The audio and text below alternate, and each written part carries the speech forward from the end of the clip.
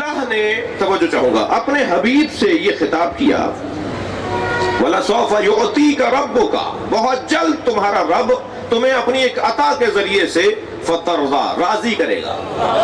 بھئی ساری دنیا اللہ کو راضی کر رہی ہے، اللہ مصطفیٰ کو راضی کرنا چاہتا ہے۔ یہ عظمت مصطفیٰ کا ایک مکمل باب ہے۔ کیا مسئلہ تھا جس کی بنیاد پہ سرکار کو اللہ راضی کرنا چاہتا ہے؟ کوئی پریشانی تھی، کوئی سرکار کے ذہن مبارک میں خیال تھا، سرکار کے ذہن مبارک میں کوئی تصور تھا، کوئی بات ہے کہ جس پہ وہ راضی ہونے کی بات ہو رہی ہے؟ پس منظر میں کوئی خیال ہے؟ جیسے غدیر کے موقع پہ یہ جو لہجہ آیا ہے نا اللہ کا، إِن لَمْ تَفْعَلْ فَمَا بَلَّغْتَ رِسَالَتَهُ، اگر یہ کام نہیں کیا تو کچھ بھی نہیں کیا۔ یہ لہجہ بتا رہا ہے کہ سرکار کے ذہن مبارک میں خیال تھا کہ اگر میں نے اعلان ولایت علی کر دیا تو فساد پھیلے گا۔ تو اللہ نے دو پیغام دیے کہ ایک تو اگر یہ نہیں کیا تو کچھ نہیں کیا، اور دوسرا وَاللَّهُ يَعْصِمُكَ مِنَ النَّاسِ، اللہ تمہیں لوگوں کے شر سے بچائے گا۔ اس کا مطلب ہے کہ سرکار کے ذہن مبارک میں کوئی شر پھیلنے کا تصور تھا کہ میں اعلان ولایت علی کروں گا تو فساد ہوگا، جھگڑا ہوگا، کوئی کھڑا ہوگا، کوئی شور مچائے گا۔ اچھا، مشاہدہ بھی تھا سرکار کا۔ یہ تو میں جب اپنا اعلان کر رہا تھا کہ جب 3 دن تک کھانا کھانے کے بعد یہ فساد پھیلاتے رہے، یہ تو پھر علی کا اعلان ہو رہا ہے۔ جب میرے اعلان پر ہی یہ ان سے ہضم نہیں ہو رہا تھا، دعوت ذوالعشیرہ میں اعلان نبوت ہی ان سے ہضم نہیں ہو رہا تھا، تو اعلان ولایت ان سے ہضم کیسے ہوگا؟ تو یہ سرکار کو ذہن مبارک میں تو تھا کہ وہاں بھی 3 دن جھگڑا ہوتا رہا، کھانا کھاتے رہے، جاتے رہے، مجلس کو بگاڑتے رہے، اور یہاں میں اعلان کروں گا تو وہاں تو 30-35 لوگ تھے، یہاں تو 1 لاکھ سے زیادہ لوگ ہیں۔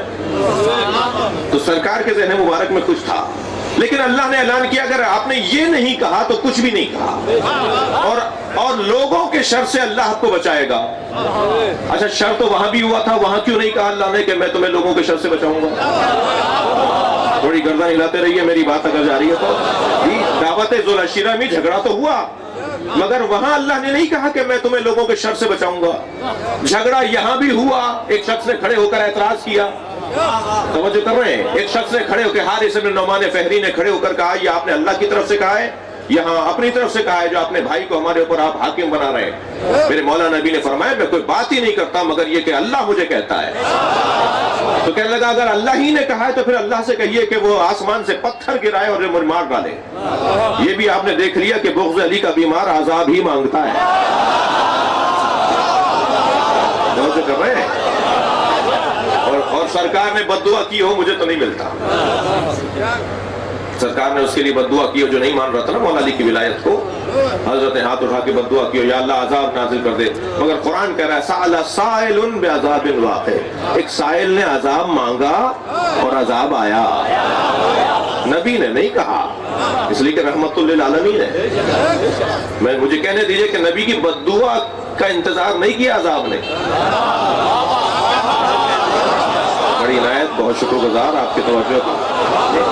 میرا سوال پلٹا رہا ہوں اپنا کہ دعوت ذوالعشیرہ میں بھی فساد ہوا، مگر اللہ نے نہیں کہا کہ میں تمہیں لوگوں کے شر سے بچاؤں گا، اور غدیر میں بھی فساد ہوا مگر اللہ نے کہا میں تمہیں لوگوں کے شر سے بچاؤں گا، تم اپنا کام کرو میں تمہیں بچاؤں گا۔ بہت طویل بھی بات کر سکتا ہوں اس مرحلے پر، اور مختصر ایک جملہ بھی ہدیہ کر سکتا ہوں، تو مختصر ہدیہ کر رہا ہوں، اور وہ ہدیہ کلام یہ ہے کہ وہاں اللہ نے اس لیے نہیں کہا کہ میں لوگوں کے شر سے بچاؤں گا، اس لیے کہ وہاں حفاظت کے لیے ابو طالب تھے۔ صلوات پڑھیں محمد و آل محمد۔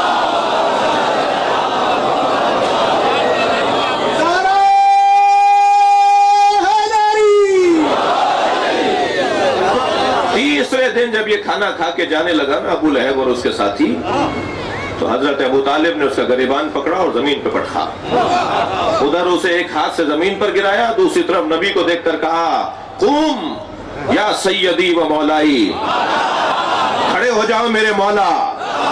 بڑے جگر کی بات ہے اپنے بچے کو اپنا مولا ماننا۔ قوم یا سیدی،